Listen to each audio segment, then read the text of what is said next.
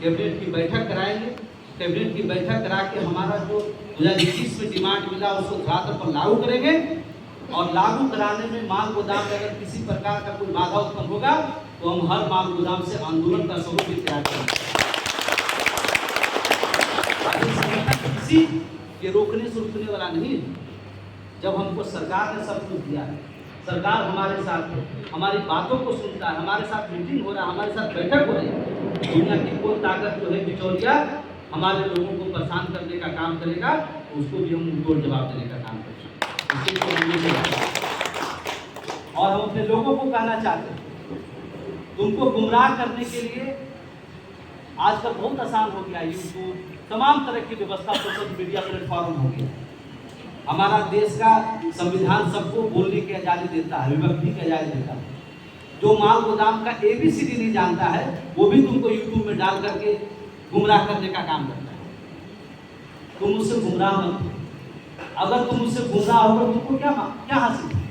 एक तरफ तुम्हारा संगठन जी तोड़ मेहनत करके इस काम को इस मुकाम तक पहुंचाने का काम करता है, एक तरफ अगर तुम उसकी बात को सुनोगे, सुन के तुमको क्या हासिल होगा? संगठन का प्रयास कर रहा है, लड़ाई लड़ रहा है, उससे हासिल होने जा रहा है, दूसरे तरफ कुछ हासिल नहीं होता। इसलिए मजबूती के साथ अपने संगठन के साथ आज खड़ा रहने की आवश्यकता है। इतिहास गवाह है, जब मंजिल नजदीक आता है, जब लोग अपने कामयाबी तक पहुंचने वाले होते हैं, तब भी उसको सबसे ज्यादा कष्ट का सामना करना है। लेकिन मुझे पूरा विश्वास है हमारा सभी श्रमिक जो है पूरे आसाम का पूरा एकजुट है, एक साथ है, और हम इसको बहुत जल्द अपनी कामयाबी का झंडा बुलंद करने वाले हैं। इसके लिए आपको जरा सा भी निराश हताश होने की जरूरत नहीं है। दुनिया क्या कहता है उसको कहने दीजिए, हम लोग अपने मिशन से अपने लक्ष्य की ओर आगे बढ़ते रहेंगे और लक्ष्य अपने तक पहुंच करके इसको हम सफलता के मुकाम तक पहुंचने का काम करेंगे। बहुत धन्यवाद।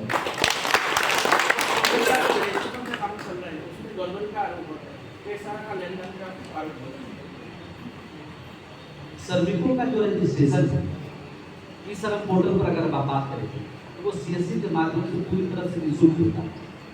नीचे स्तर पर कोई व्यक्ति जाकर कुछ दे देता है, उसकी हम गारंटी देते हैं कि हमारा संगठन की तरफ से इस श्रम पोर्टल पर रजिस्ट्रेशन कराना, कैंप लगा करना उसके लिए बिल्कुल निःशुल्क, उसके लिए किसी प्रकार रजिस्ट्रेशन का पैसा नहीं लगता। हमारा संगठन का चंदा है, हम अपना वार्षिक चंदा अपने बैलोज के हिसाब से लेते हैं। हम जब बड़ा कोई कार्यक्रम करते हैं तो अपने मजदूरों पर चंदा में उठाते हैं। जैसे आज ही अगर हमने कार्यक्रम किया, इतने लोग यहाँ उपस्थित हुए और दुख हुआ, खाने की व्यवस्था हुई, तो जितने पदाधिकारी सब लोगों ने अपना डिस्ट्रीब्यूट कर दिया, कोई 2000, कोई 4000, कोई 1000, कोई मजदूरी आया, अभी यही आया तो 2000 रुपये उससे दे रहे। सबके सहयोग से काम होता है।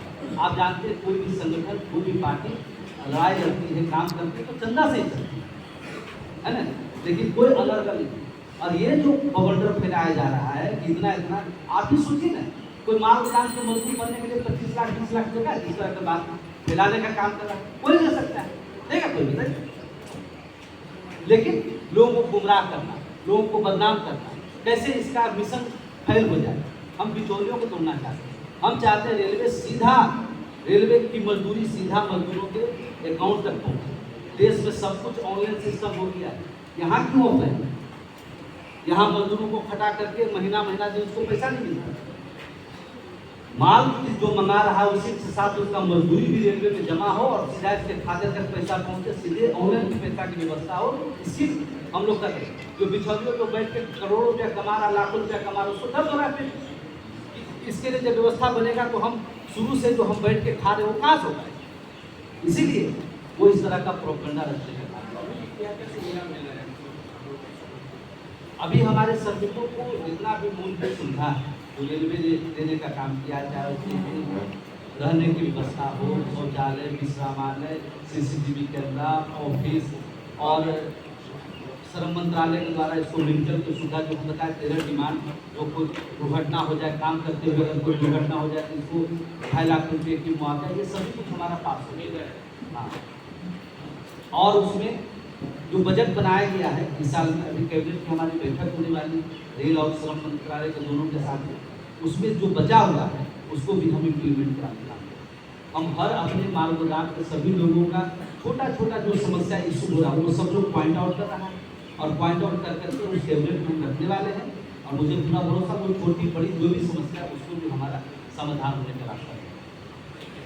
ऐसा भी आरोप है जो गोदाम भी नहीं देखा है, उसको भी आप लोग नहीं, हमारा हर माल गोदाम के व्यक्ति गोदाम जाता है, गोदाम में काम करता है। हाँ, हम 24 घंटा 7 दिन काम करने की जो व्यवस्था करते हैं उसमें हम ऐसे मजदूर जो माल गोदाम में काम करता था लेकिन बीच में छोड़ दिया, अभी आप देखिए बहुत सारा माल गोदाम हमारा है जहाँ पर कभी महीना में 20 रेक आता था, आज वहाँ पे 5-10 रेक आते हैं।